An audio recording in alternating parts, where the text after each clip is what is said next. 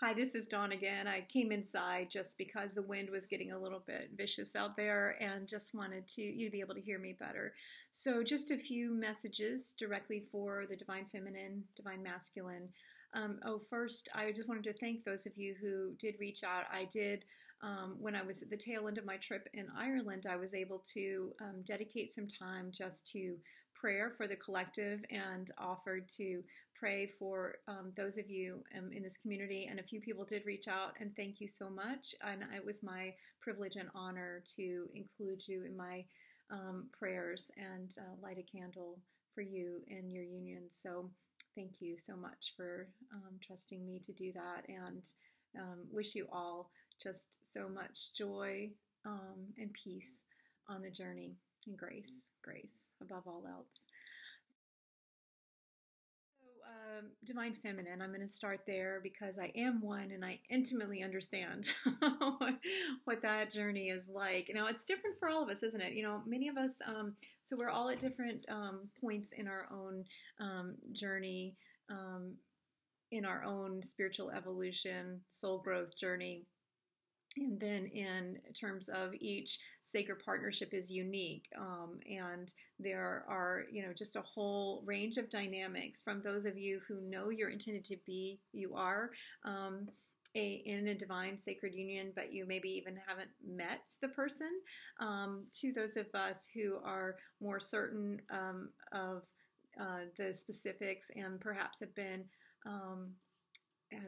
on this journey for quite some time, years, decades, and essentially, we all came into this life, I believe anyway, with our soul wanting us to experience more of ourselves and to grow through the avenue of sacred partnership and divine union, in some cases, for those who are illumined.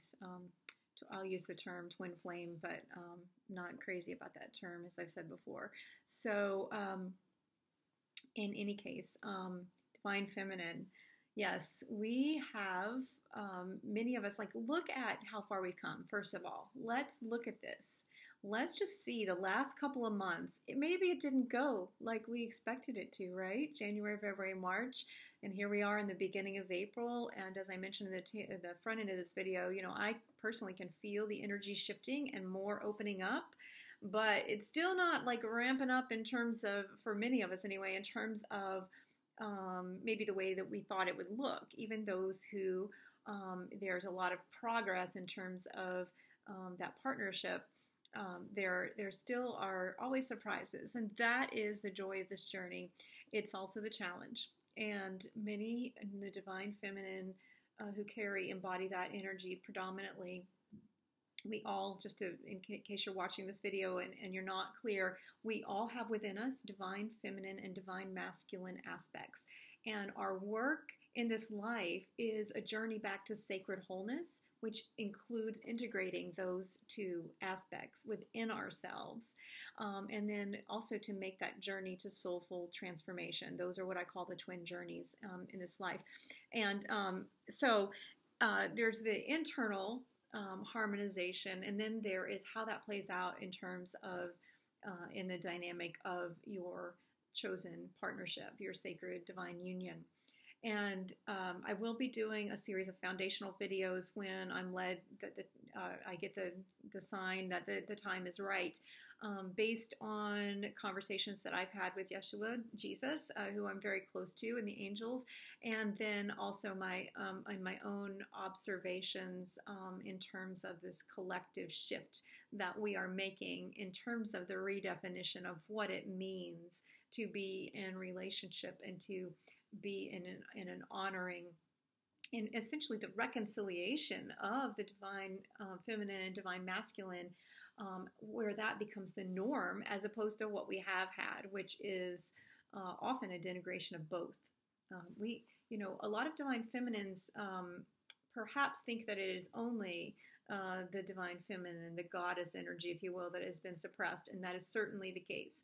And yet, it is actually the truth of both that have been lost. And this is our opportunity for the full reclamation and radiant realization of who we are in context of relating to one another. So I'll be speaking to that shortly in some videos. Back to the divine feminine. So many of us maybe have been experienced a range of emotion from disappointment and sadness to anger and rage to disillusionment to wanting to chuck it all to just, I'm fed up with this. I'm not doing this anymore. I have better things to do with my life, etc., etc. So first of all, if you've experienced any of those things, then that's part of your growth, and honor what you're feeling. There's no right or wrong. There is no too late. There is no you messed it up forever. Just be where you are and honor what you are feeling and what you are experiencing. And then remember in every single moment of every single day that the gift that is ours is to choose and choose again. And again, what I'd like to invite us to do, number one, individually, is to honor that it is our choice. It's your choice, your life and your choice. It doesn't matter what your divine masculine is doing, thinking, saying, believing, etc. in terms of your choice. You always have the choice. The choice rests with you, okay? And also, there are still so many conditioning and patterns at play in each of our lives, right? From whether that be family, friends, society's messages, the presumed next right action. When this happens, this is what is, any decent person would do. This is what any person who cares about themselves would do. All of those kinds of, subtle kinds of beliefs and messaging that we're here to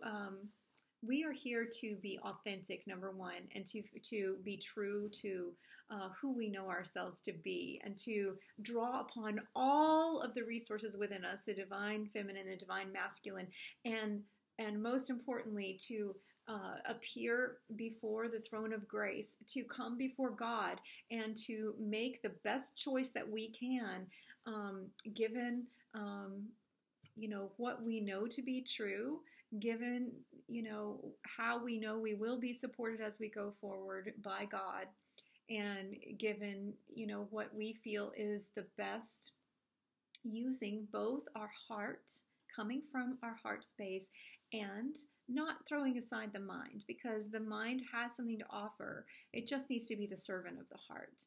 And so it's important to, for example, I've learned this firsthand in my own experience. It's really important to come from the heart, yes, but it is equally important to not cast all that could benefit us aside in favor of, some,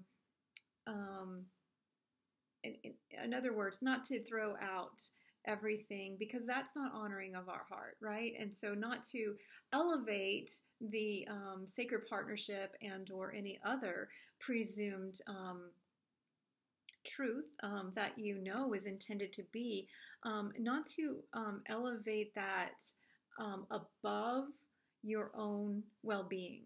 And so at all times, we're invited to choose and choose and choose from a place of love for a place of love. And that doesn't always look the same for two individuals with exactly the same circumstances. And at various points and junctures along our journey and various points of our path, there can be the same set of circumstances in which we will make a different choice. And that is okay. And that is the beauty of this experience. That is life, living in full expression. That's what it's about. So I just want to invite us as the divine feminine to remember faith, hope, and love. And the greatest of these is love. And to always come back to love of ourselves, love for our divine counterpart, love for humanity, the whole of humanity, because after all, that is why we are here. We are here to be the change, to bring about a whole new way forward, beginning with a whole new you, beginning with walking in the way of wholeness in our own lives. Um, and it can be a tricky balance at times. And I'd also like to invite us as the Divine Feminine collective, if you will, to stop presuming that there is a fits all solution. And above all else, let's not judge each other. Let's not judge each other for choices. Let's not judge the one who says, I'm done, and leaves. Let's not judge the one who says, I feel committed to this path, and yes, it has been X number of years, and, I haven't even heard from my divine counterpart. Or let's not judge the one who believes that they are called to this path and has no inkling of who that divine counterpart is. So let's put aside the judgment and let's come from love for love. And let's make every choice in love. So that's my invitation, for us all. I just wanted to speak briefly about timing. So again, energies are opening up in April. I do personally see that, that it has begun, the waves of divine unions and sacred partnerships have absolutely begun to, because what is happening, I may have mentioned this earlier, I can't remember if I've mentioned this when I was outside or not, but what is happening is that God, the angels, Jesus, are stepping in and essentially removing what obstacles we individually and collectively are clinging to and keeping propped up. The way is being cleared. The path is being cleared. And our job is to walk in that way of wholeness by taking one step at a time and by making the best choice that we can in any given day. And sometimes it can be very tempting to reach back and want things to be different, or to reach back in nostalgia and wish, like hold on to this moment in the past, and or wish we could shift or change some certain thing or ruminate on it. Equally, it can be very tempting, especially right now with energies moving and the realization for many of us that there are so many new options, and the timelines have certainly expanded, and there is the opportunity to really step into a whole new way of being, and to, in some cases, reclaim what was lost. But there can be the temptation, if you will, to overreach and to live for the future, to start creating. Now, it's great to envision. It's great to begin to put things in place to create the life you want. Absolutely. And yet there's an sometimes we can do that at the expense of being present here and now. I know I can. And so here and now means that in this moment you have the opportunity to choose. And in this moment, and in this moment. So that's, my, what I'm seeing really for my own life is that it's just about being present and making the best choice that I know to make. And there's no mistake, there's no wrong, you can't mess it up.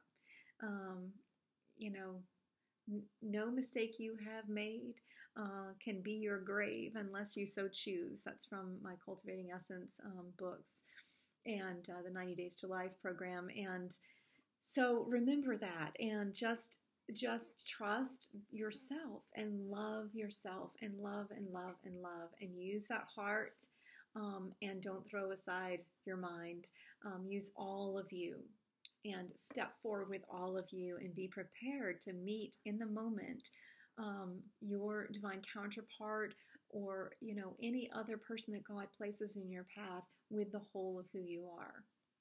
And trust.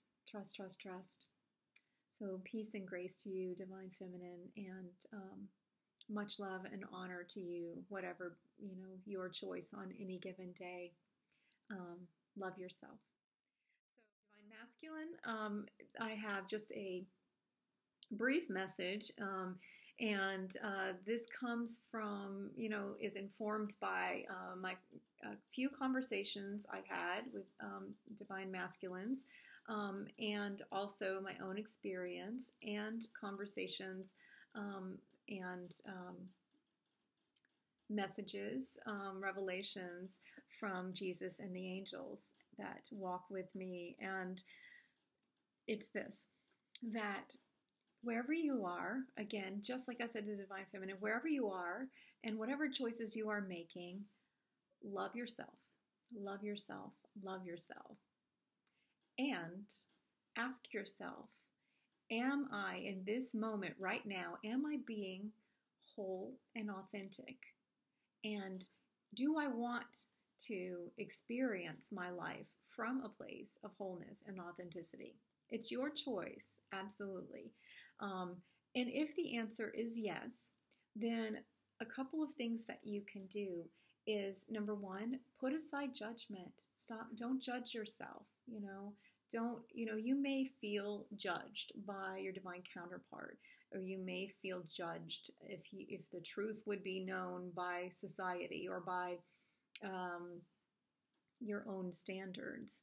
And the way to begin to reconcile that within you, to in some cases rectify right wrongs, but again, I'm talking about the whole of your life here. I'm not just talking about with your divine counterpart.